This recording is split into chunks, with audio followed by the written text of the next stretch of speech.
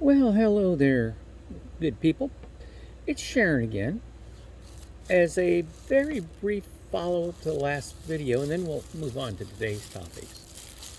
I just thought I'd let you know that Ami has finally got some appointments, and it looks like he's actually going to find some help. It's a huge relief for him and for me. Anyway, that has nothing to do with today's topic. Today is something that is I've talked about a little bit of education, a little bit of automobile, and some environmental issues, all in one video. Let's talk about electricity, making electricity, and using electricity as fuel in cars.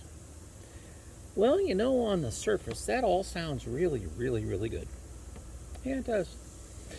Even from a coal fired power plant, when you have an electric car, you're still only polluting about 10% of what the car would have polluted on gasoline coming out of that coal fired plant. And wind power and some of the others are a little bit better. So that makes the electric car sound pretty good. Nice driving around without any emissions coming out. At least where you're driving, they're coming out somewhere else where they're making the power. But we run into some problems, even though the concept is good. Even the guy who has that great big company and sells all those electric cars admits that we're not quite ready for them all. Here's the problem. We don't have enough infrastructure. We got lots of ways to get your gasoline.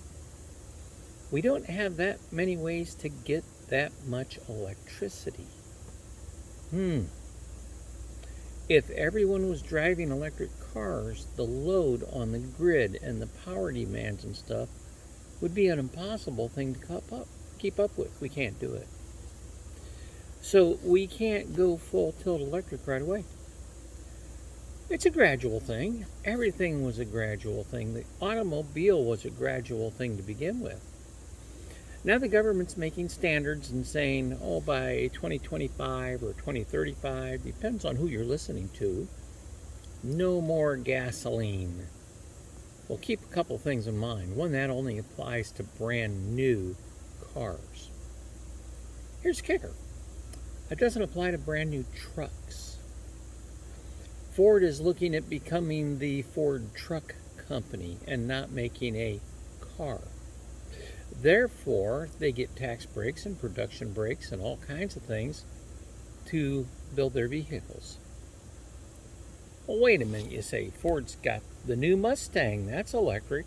No, it's an SUV. And SUVs, according to the federal government, don't care what the states call it. An SUV is a truck. That means a minivan is a truck. That means a Jeep is a truck. Everything Ford's making this year is a truck. They don't have a car this year. So they can meet entirely different standards. But wait a minute, you still got the Mustang, so that's still going to be an electric car? No, that's an electric truck. And a lot of the vehicles coming out on the markets now are just trucks. They're cutting way back on cars, automobiles. Now keep in mind, what you and I, and even many of the states say is an automobile, according to the federal government, they're trucks. And therefore, they have different standards to meet. Well, not a bad move on Ford's part because, let's face it, they don't make any cars. They can sell everything as trucks, and they get all kinds of tax breaks and everything else, and energy credits and stuff that they don't have to worry about earning with an automobile because they don't have any. They're all trucks. And several of the other companies are starting to go some way that too. Kind of interesting. Okay. There's another issue with it though. I did throw environmental in there besides just the pollution. Everybody knows these things run on lithium-ion batteries. Where do we get lithium? Comes out of the ground. in part of what was the old USSR, is one of the largest lithium plants in the world. It's lithium mining. Here's the interesting thing about it. Oh, battery power, it's nice and clean, right? Where they're digging it out of the ground, this stuff is so incredibly toxic that nothing for about 10 miles around lives. Not the plants, anything. The workers who are there have to be very cautious and wear special gear and all kinds of things. And of course, then there's a limited amount. There's a few other places where we get some lithium in the world, but they're even way more limited. And the hazard of getting this stuff out of the ground is terrible. By the way, what do they do with it when the car's done? When the lithium battery wears out? With a lot of others, we tear it down, we recycle it, etc., etc. Well, we say we recycle the lithium battery, but we don't recycle the lithium. We have no way of doing that. You can't do it. Maybe in the future we will, but right now we don't. So they take this stuff and they put it in drums and they ship it out to Yucca Mountain out west. If you're not familiar with Yucca Mountain, that is the same place where they put all of our radioactive material because they can't get rid of that either. So we just store this stuff way underground in this great big mountain. They're both extremely toxic. They're both very unhealthy to be around. They're really bad things. Is that a legacy that we want to put together?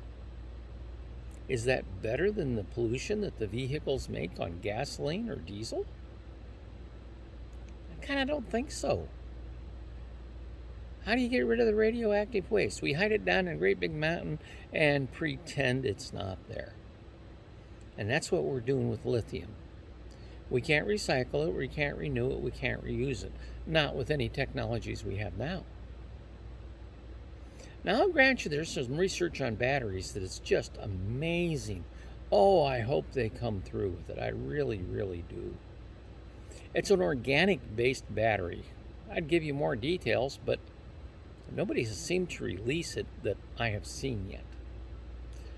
The organics, if they do what they say they're probably going to do, and they may not. If they do 1/10 of what they say they're going to do, it would be wonderful. They're not toxic. They're recyclable. You can use every part of them again. Not a problem. We don't have to hide it way down in the base of a mountain where we have military guards keeping everybody away from stuff because it's so dangerous. If they develop this and it has the hopes that they're looking for, you may be able to take your electric car, charge it up in New York City, and drive to LA without recharging. And then you can recharge it in less than a day to have enough power to get back, maybe a few hours. I don't know if this is a pipe dream. I hope it's not. I kind of think it might be. I don't know.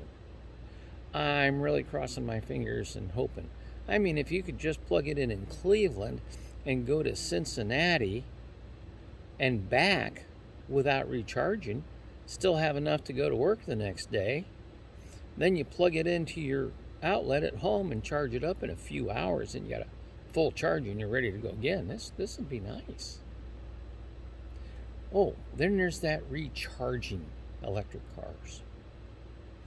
How many places have enough energy and enough power to plug them in? And it used to be said, well, if you have not enough range, say you're driving to work, okay, which most electric cars don't have that great of a range. Some of them do, but they're a lot more expensive because there's a lot more batteries. Bottom line, longer range, more batteries. Okay, so I've heard, well, your employer probably lets you plug it in at work and charge it up. I don't think so. Say, well, what? What's the problem? Why would it hurt? They don't pay for your gasoline. Why are they going to pay for your electricity? That's coming out of their profits. That's coming out of what they're going to make that's going to be able to pay you. And what if every employer did that for every employee? Think of all the wiring, the power supply, and everything, and the electric bill to charge everybody's car. They're not going to do that. I wouldn't do it. It's way too expensive, way too much work. And you get a parking lot that looks kind of like a Walmart at some of these bigger companies. Where are you going to wire so every car sitting out there can be plugged in? No, that's not the answer. We're not going to be able to count on our employers to charge us up so we can go. We're going to have to do that at home or other charging stations or something. Here's what I kind of wonder about. What happens when you're going down a highway and you run out of electricity? If you run out of gasoline, somebody brings a can and puts some in, and you fire it up and you're on your way. You go get more gasoline. In an electric car, how can they bring out a bucket and pour electricity in it? Are they going to bring out power generators to sit there at the side of the road for a couple of hours to get you enough energy so you can go somewhere? And what are those going to run on? Oh, they'll probably run on gasoline. Maybe diesel. And you're going to sit there for a while it does that. There are things to be worked out. I'm not saying that electric cars are bad. They're not. And if it works out properly, they could be a very good thing. And if we develop these organic batteries, they could be a wonderful thing. But we're not there yet. And we don't have enough places to plug them in and charge them up yet. We are pushing it for the cars we have on the road right now. What if everybody had one? We couldn't supply enough. We'd still be running out. If we had 25% of our vehicles running on electric, it wouldn't be enough electric. Couldn't do it. Now that number might vary a little bit, but most places you'll research will agree it's right around that area. So I have great hopes for them. I like them. But at the same token, there's a whole nother set of problems that a lot of people don't tend to think about, including some of our legislators. They say, well, we're going to force you to do this. So you're going to force me to buy an electric car and charge it up in a place where I can't charge it up. Yeah, that doesn't sound very good to me. I'm sorry, it doesn't. I also have to admit, I'm an old lady and I'm used to gas, and I have some vehicles that aren't great. My truck gets 17 miles a gallon. It's not even a full-size truck. It's a 4-door, got lots of room in it. Smaller bed, can tow 6,000 pounds, which I'm probably never going to do.